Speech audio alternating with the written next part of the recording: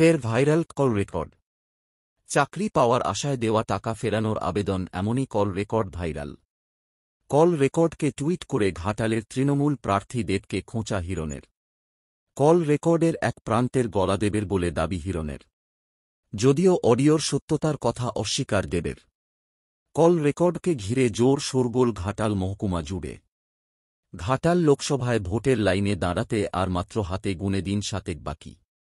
তারই আগে এই কল রেকর্ড শাসক শিবিরের অস্বস্তি যে আরও বাড়াবে তা বলাই বাহুল্য। ঘাটালের বিজেপি প্রার্থী হিরণ যে কল রেকর্ড নিজের এক্স হ্যান্ডেলে শেয়ার করেছেন, সেখানে দেখা যাচ্ছে এক মহিলা এক ব্যক্তিকে ফোন করে অভিযোগ করছেন চাকরির জন্য তার কাছ থেকে নেওয়া হয়েছে 9 লক্ষ টাকা। তবে এখন না হচ্ছে চাকরি আর না ফেরত পাচ্ছে টাকা।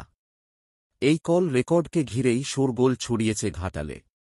হিরণের দাবি, চাকরি দুর্নীতি কাণ্ডের এটা একটা বড়সড় চক্র, যার মাথায় রয়েছেন ঘাটালের বিদায় সংসদ দেব।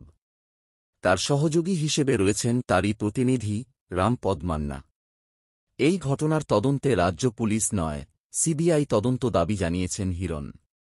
তিনি বলেন, পুরো বিষয় নিয়ে হাইকোর্টের দ্বারস্থ হতে চলেছেন তারা, যাতে এই চাকরি দুর্নীতি কাণ্ড সিবিআই তদন্ত হয়। অডিও সত্যতা অবশ্য অস্বীকার করেছেন দেবের দাবি, এমন কোনো ফোন তার কাছে আসেনি। তার আরও দাবি, অনেক কল রেকর্ডকে এডিট করা হয়েছে, মহিলার ভয়েস লাগানো হয়েছে। সবকিছু নিয়েই অ্যাকশন নেওয়া হবে। অপরদিকে আলোচনার কেন্দ্রবিন্দুতে থাকা রামপদ মান্নাও পুরো বিষয়টি অস্বীকার করেছেন।